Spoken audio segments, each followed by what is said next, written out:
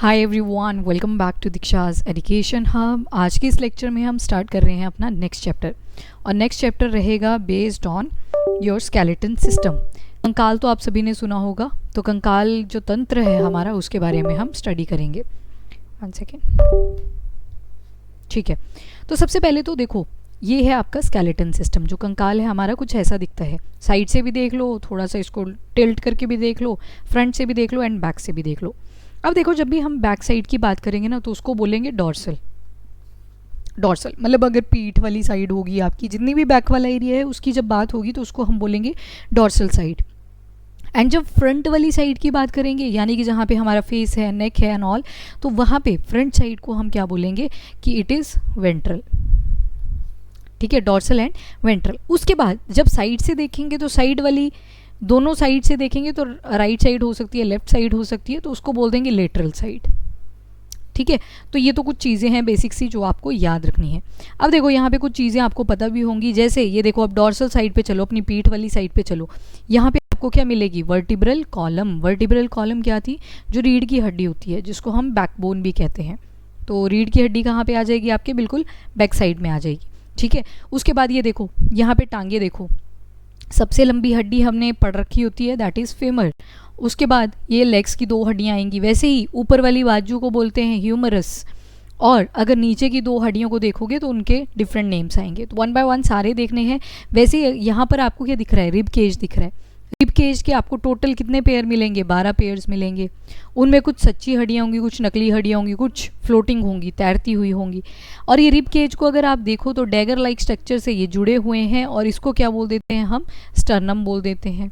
तो उसके लिए आपको पहले क्लासिफिकेशन पता होनी चाहिए कि हमारे स्केलेटन सिस्टम, कंकाली तंत्र कितने टाइप्स के होते हैं। तो 1 बाय 1 देखना शुरू करते हैं। सबसे पहले तो हिस्ट्री पे चलते हैं। तो चरक संहिता एक बुक है written by Charak, who is also considered as father of medicine, right. एक और सुने होंगे आपने नाम, सुश्रुता। सुश्रुता ने लिखी थी सुश्रुता संहिता, और ये फादर थे सर्जरी के। S for Sushrut, S for surgery. उसके बाद चरक संहिता की हम बात करेंगे। अब चरक संहिता जी ने, जो चरक जी ने बुक लिखी थी अपनी चरक संहिता, उसमें वो कहते हैं कि हमारी टोटल कितनी हड्डियाँ होती हैं? 360 हड्डियाँ होती हैं, जिसमें बोन्स और कार्टिलेज इन्होंने दोनों इकट्ठे मर्ज कर दिए थे। मतलब जैसे आपका कान वाला स्ट्रक्चर है ना, ये कैसा होता है? फ्लेक्सिबल होता है काफ़ी। तो ये हड्डी नहीं होती, ये कैसी होती है हमारी? ये कार्टिलेज होता है, काफ़ी फ्लेक्सिबल होता है। बोन थोड़ी फ्लेक्सिबल होती, बोन अगर फ्लेक्सिबल हुई तब तो हमसे खड़ा भी नहीं हुआ जाना था। जो हमारी फाउंडेशन है पूरी की पूरी बॉडी की, वो किसके ऊपर टिकी हुई है? हमारे स्केलेटन सिस्टम पे तो टिकी है। चल पा रहे हैं क्यों? Because of the skeleton system. तो यहाँ पे इन्होंने बोला कि 360 बोन्स होती हैं।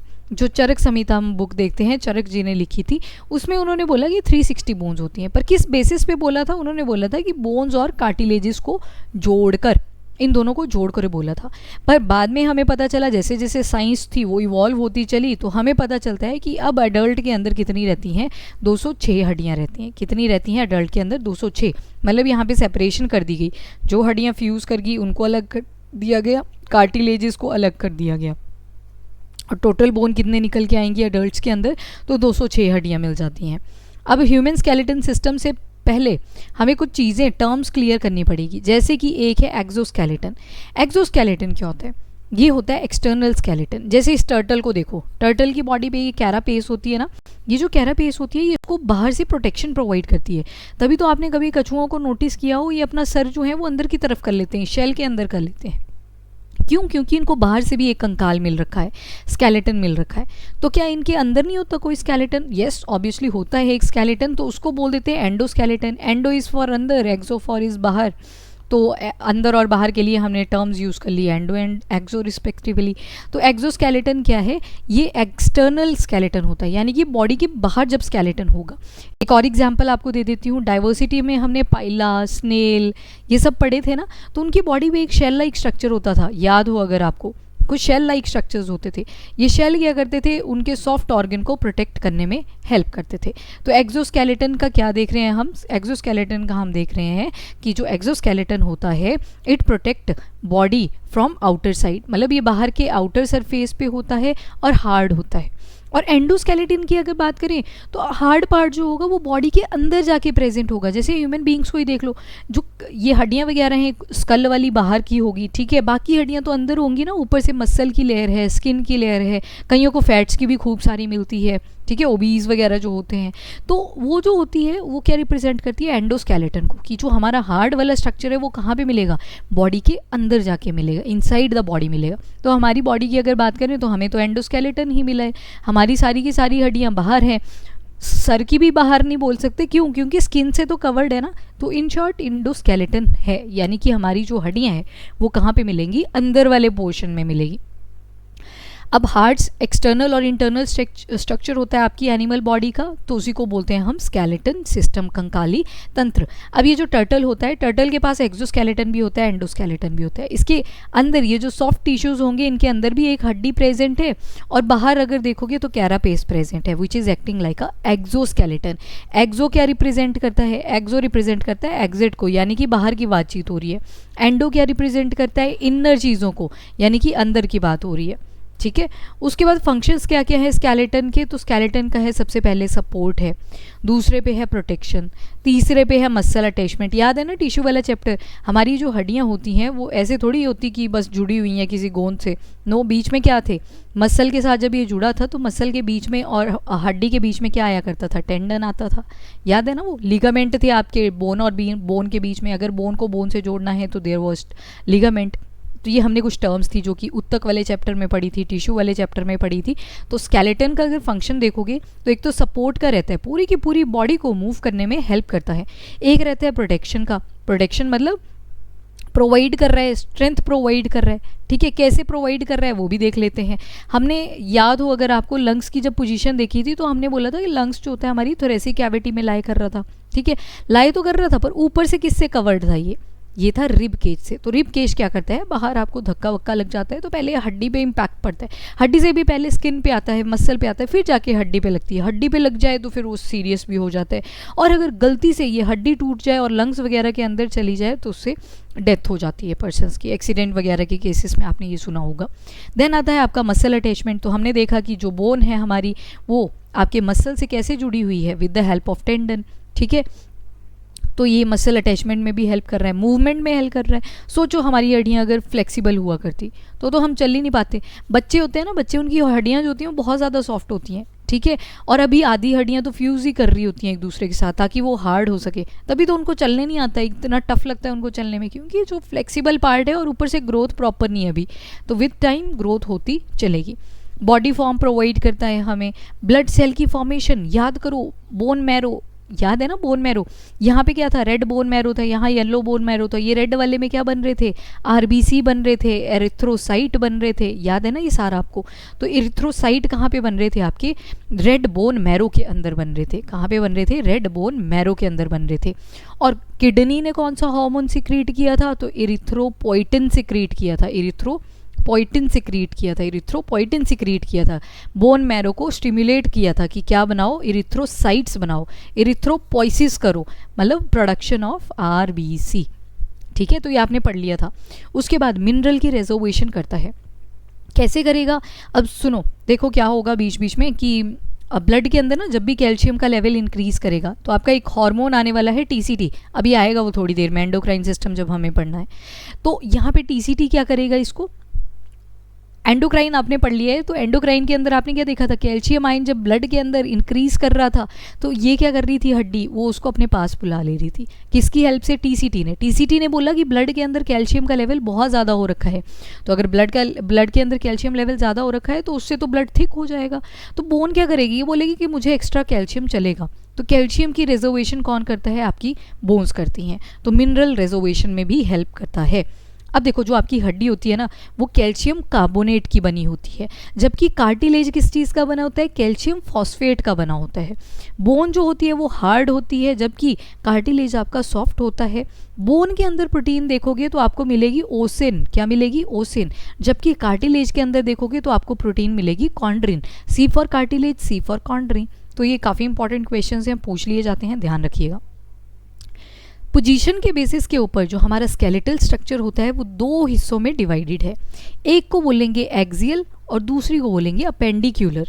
एक्सियल में आपको तकरीबन 80 हड्डियाँ मिलेंगी, अपेंडिक्यूलर स्केलेटन में आपको तकरीबन 126 हड्डियाँ मिलेंगी, होगी 206, ठीक है, 126 प्लस 80, ये लो आपकी आ गई 206 टोटल हड्डियाँ।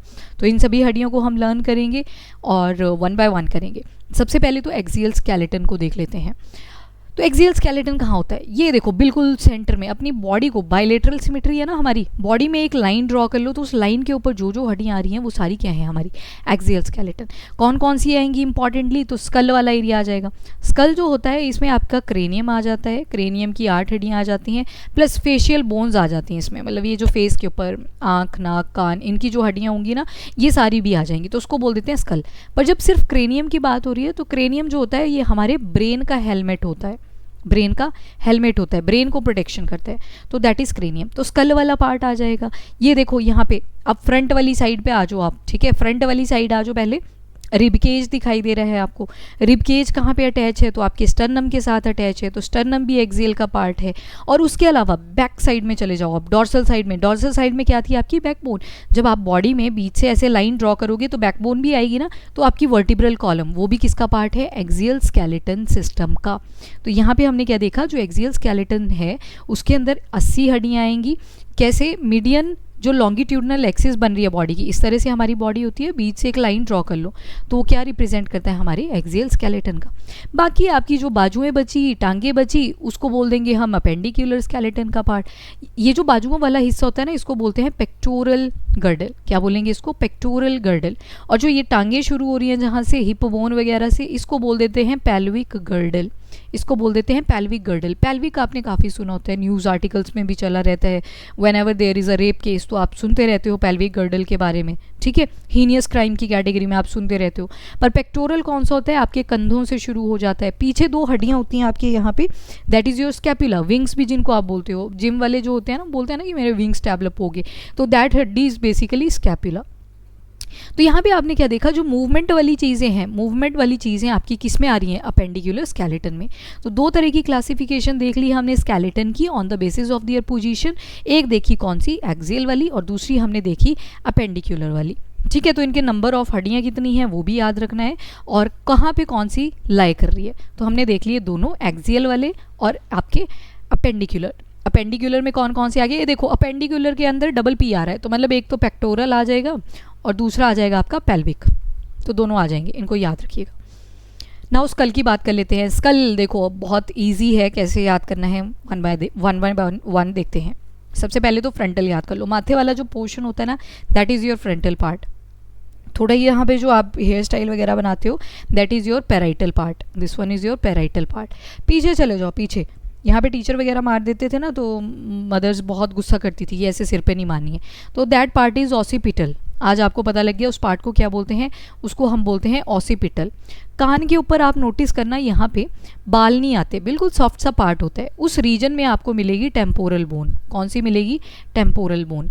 स्फेनोइड कहाँ पे मिलती है, अंदर जाके ना एक फन्नी के आकार की हड्डी होती है इस तरह से, तो उसको बोलते हैं स्फेनोइड बोन। क्या बोलते हैं उसको, स्फेनोइड बोन।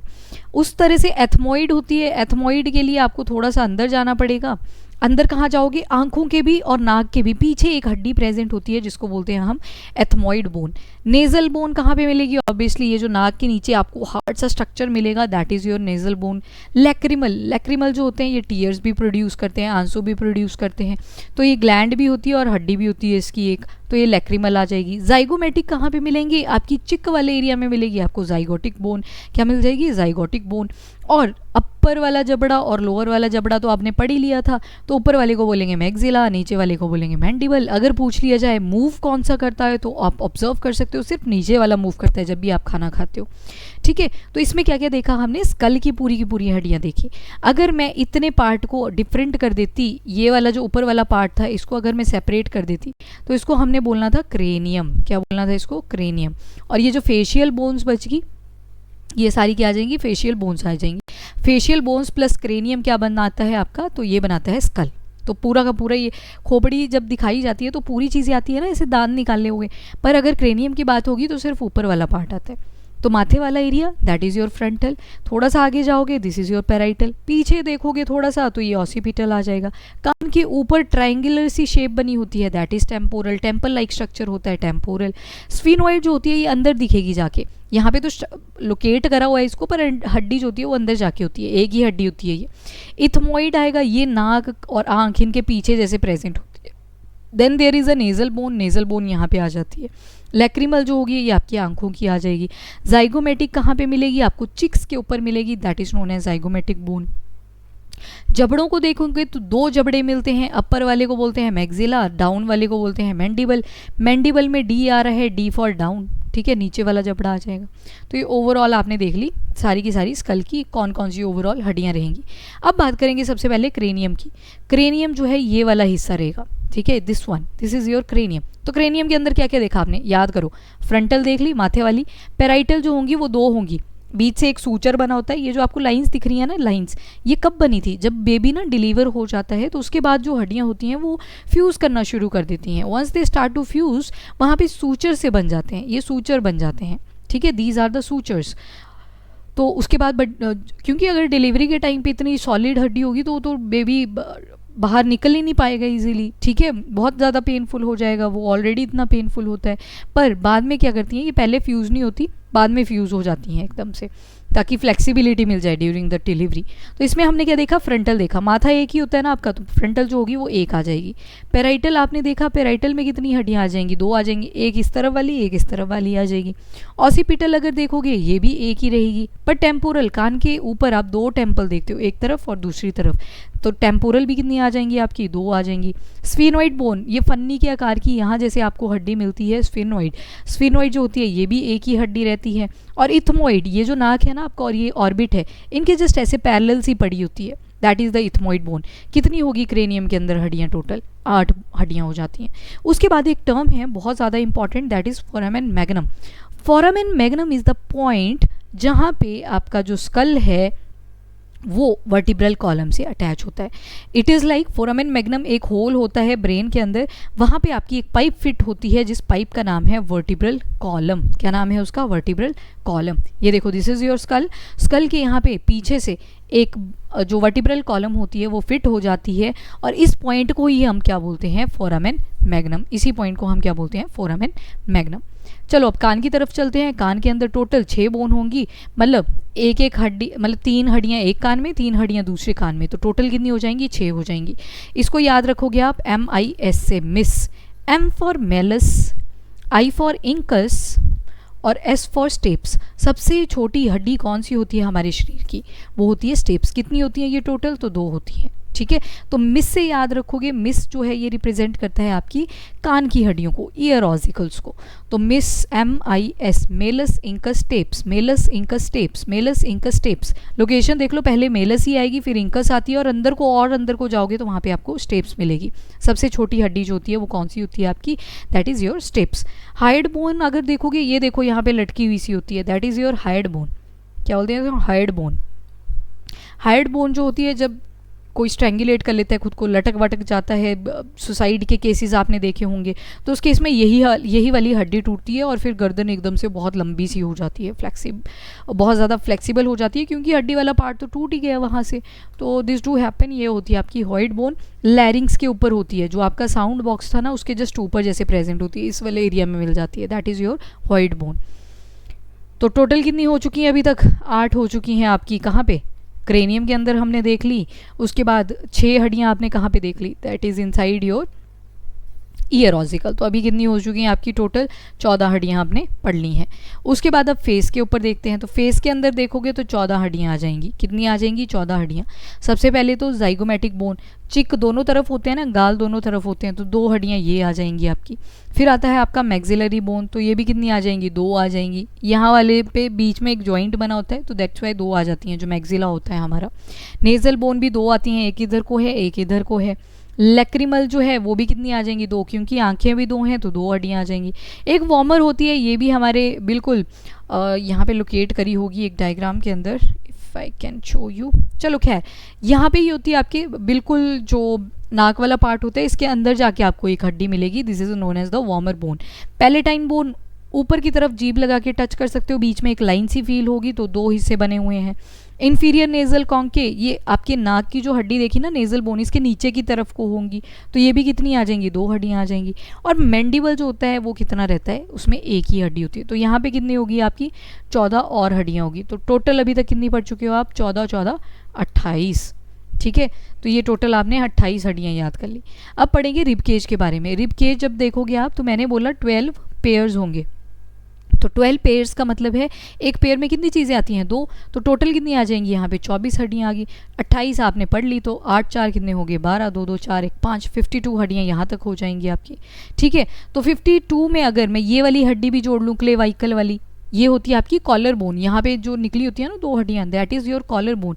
ब्यूटी बोन भी इसको बोल देते हैं, ब्यूटी बोन भी इसको बोल देते हैं। तो इसको भी अगर जोड़ लूँ तो 52 + 2 कितने हो जाएंगे आपके पास, 54 हो जाएंगे, राइट। फिर हमने बोला कि जो रिब केज होता है वो सारा किस पे अटैच होता है, इस डैगर लाइक स्ट्रक्चर में अटैच होता है। ये जो डैगर लाइक स्ट्रक्चर बनता है ना, यहाँ पे अटैच होता है, तो इसको बोलते हैं स्टर्नम। तो एक और हड्डी ऐड हो जाएगी स्टर्नम, स्टर्नम को जोड़ के कितनी बन जाएंगी, ये बन जाएंगी आपके पास 55, कितनी बन जाएंगी 55, ठीक है। तो यहाँ तक अब रिब केज की बात कर लेते हैं। पहले तो रिब केज जो होता है उसको हमने 3 हिस्सों में डिवाइड किया हुआ है। 3 हिस्से क्या, इसके टोटल कितने बोले मैंने आपको पेयर्स, 12 पेयर्स बोले। तो जो शुरू के 7 पेयर होंगे, 1 से लेके जो 7th पेयर होगा, वो होती हैं ट्रू रिब्स, सच्ची रिब्स। और जो आपकी चलेंगी फ्रॉम पेयर नंबर 8 to 10, मतलब 3 पेयर जो होंगे वो कैसे होते हैं, फॉल्स रिब्स। और जो 11th और 12th रहेगा आपका, उसको बोलेंगे हम फ्लोटिंग रिब्स। क्या बोलेंगे, फ्लोटिंग रिब्स।